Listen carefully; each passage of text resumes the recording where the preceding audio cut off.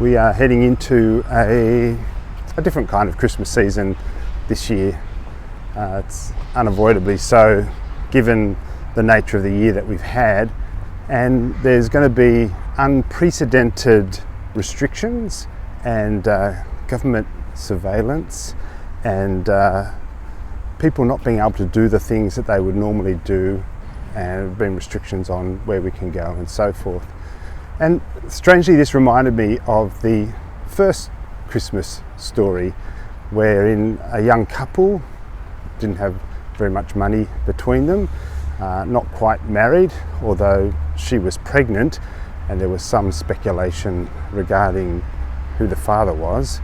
But even so, this young couple head off to an otherwise unremarkable Middle Eastern village to get themselves registered according to the government demands of the day, and they couldn't find a place to stay. I think you know who I'm talking about. And it struck me that there's a remarkable juxtaposition that's happening in this story.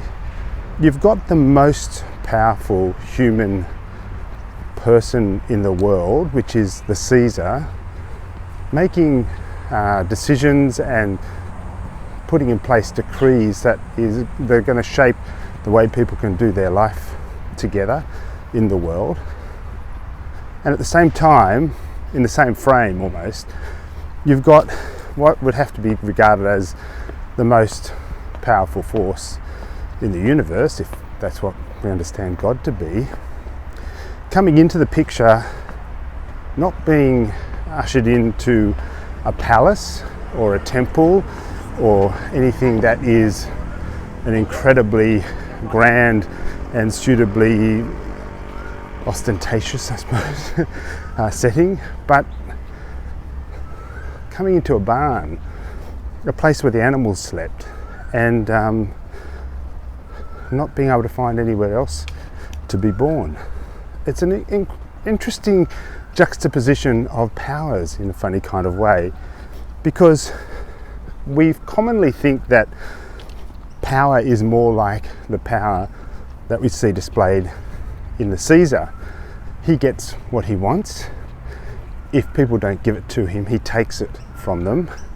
He has an army to enforce his will, and he can give a decree and have the whole world, or known world as it was back then, obey him.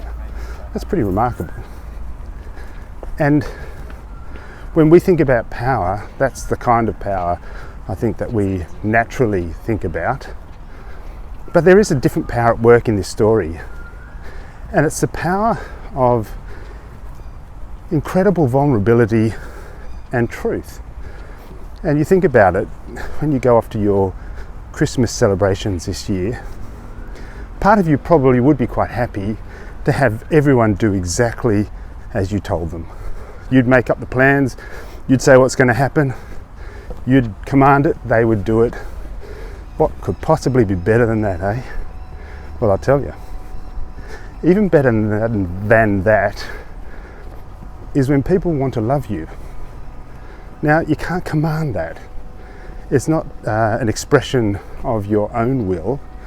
It's an expression of their will, and it can only be freely given. Love that is commanded is not love, right? So there's this power at work in this story, the first Christmas story, of God coming in the vulnerability of a baby.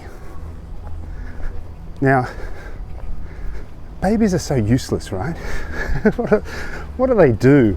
Well, they do nothing except depend on their parents and wake them up in the middle of the night and need to be fed and changed and looked after, and they can't look after themselves, so they're quite demanding. Anyone who's had a child or lived with one, or in fact probably even you might be able to cast your mind back to remember being one.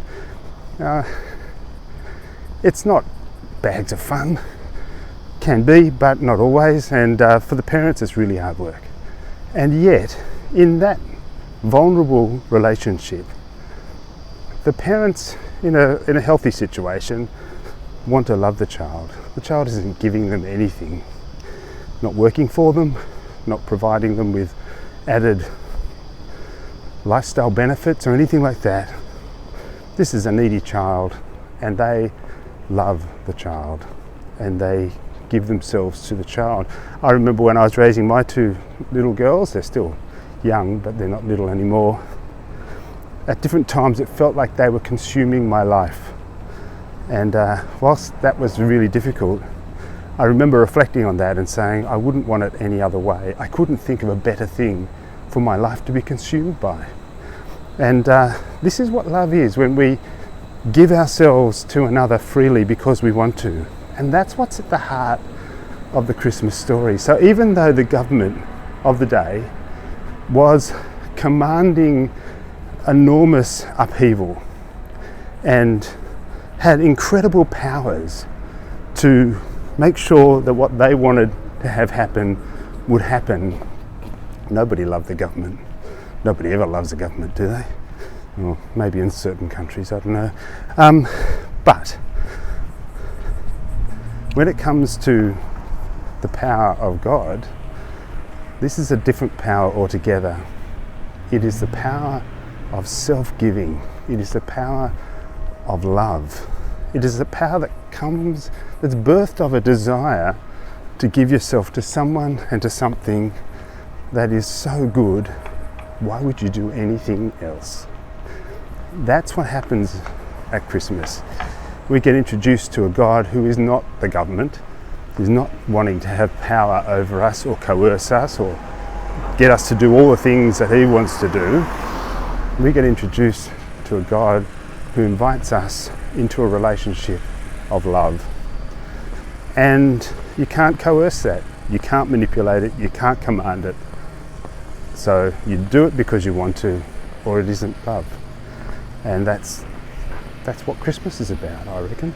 So as you go off to your Christmas celebrations this year, whether you can be with your family or whoever you can be with, or in fact some of people will probably end up not with people they would rather be with, I hope you can enjoy being with whoever you're with, and I hope you can discern the importance of both being loved and loving those who you are in relationship with. It's not because you have to, it's because you want to. Hope you have a Merry Christmas. God bless.